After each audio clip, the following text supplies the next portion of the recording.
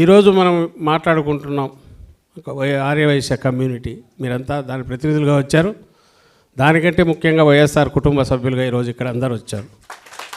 YSR Congress party నాయకులుగా, YSR Congress party క్రియాశీల కార్యకర్తలుగా, జగన్మోహన్ రెడ్డి గారి అడుగులో అడుగు వేస్తూ నడిచే ఆయన సహచరులుగా ఈరోజు అందరూ ఉన్నారు.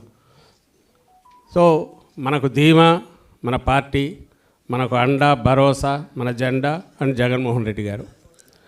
ఇది తాత్కాలికం, పాసింగ్ క్లౌడ్ అంటారు ఇంగ్లీష్లో. పోతుంటుంది, వస్తుంటూ పోతుంటాయి. రోజులు వస్తాయి, మంచి రోజులు. మంచి రోజులు ఎలాంటి మంచి రోజులు అంటే, ప్రజలందరికీ గతంలో 1924 మధ్య ఇచ్చిన రామరాజ్యం లాంటి ఆ మంచి రోజులు వస్తాయి. అన్ని వర్గాల ప్రజలకు మంచి జరిగే రోజులు వస్తాయి.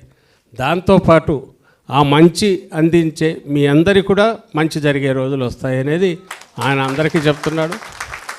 ఇప్పుడు మళ్ళీ రిపీటెడ్గా చెప్తున్నాం. పోతే ఈరోజు అజెండా ఏంటి మీ అందరికీ తెలుసు. ఇప్పుడు మనం ఇక్కడ అందరం కలిసిన వాళ్ళం ఆర్యవైశ్యులు.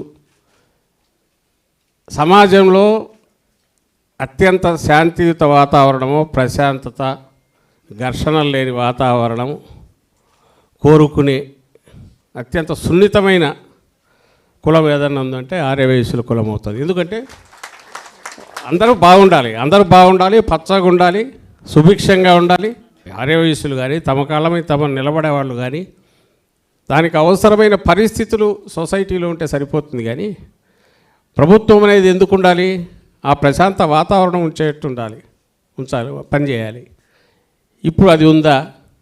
2 సంవత్సరాల క్రితం ఏ రోజు అయితే ఈ ప్రభుత్వం వచ్చిందో ఆ రోజు నుంచి దాని అడ్రస్ లేదు. ఎక్కడ లేనిది ఏదంటే ప్రశాంత వాతావరణం, ఉన్నది ఏదంటే అరాచకం.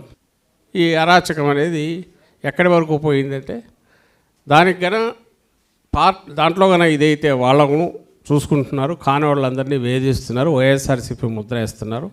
దీన్ని క్వశ్చన్ చేసే గొంతు ఏదైనా ఉందంటే ఒక్క వైఎస్ఆర్ కాంగ్రెస్ పార్టీ. వాళ్ళమేమో ఉన్న పార్టీలన్నీ ఏకమై ఒకటేనాయి. ఇంకా చిన్న చితక ఏదైనా ఉన్నా వాళ్ళకు వాయిస్ సరిపోకపోవచ్చు, లేదా వాళ్ళ విధానాలలో వాళ్ళు బయటికి రాలేకపోతే బలంగా ప్రశ్నించేది, ప్రజల పక్షాన్ని నిలబడుతున్నది మన పార్టీ వైఎస్ఆర్ కాంగ్రెస్ పార్టీ, జగన్మోహన్ రెడ్డి గారు.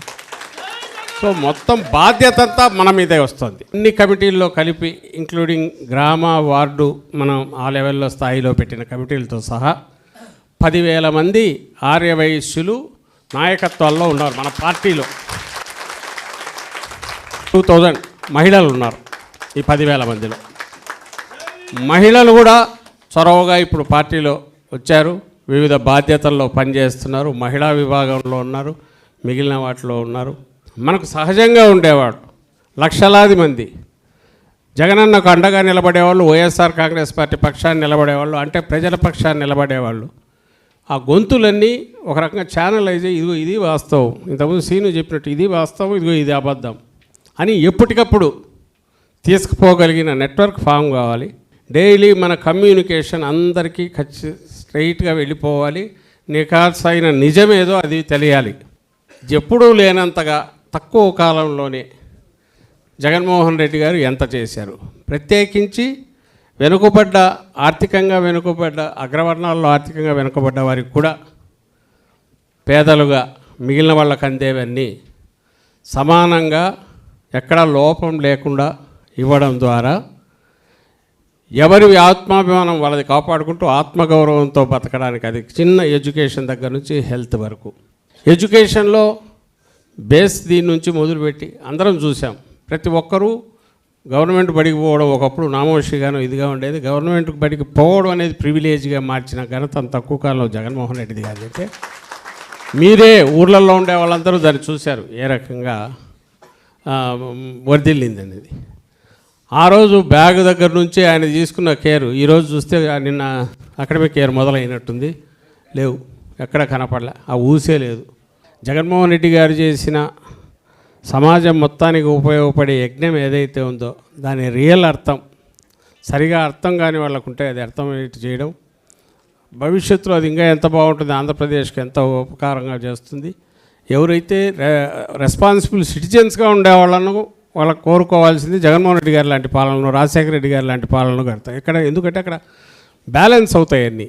చట్టం ఉండేది ఇవన్నీ తొక్కడానికి కాదు, ఇంకో దానికి కాదు. ఇది నిజమైన అర్థంలో జగన్మోహన్ రెడ్డి గారు చూపారు.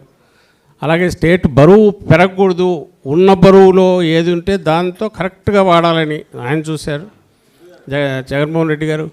వేరే చంద్రబాబు నాయుడు ఈరోజు అమరావతి పేరుతో ఇక్కడ చేస్తున్నది చూస్తే మొత్తం స్టేట్ను అప్పుల ఊబిలో మరియు బయటికి కోలుకోలేనంతగా ఎట్లా తొయ్యాలని చంద్రబాబు నాయుడు చూస్తాడు.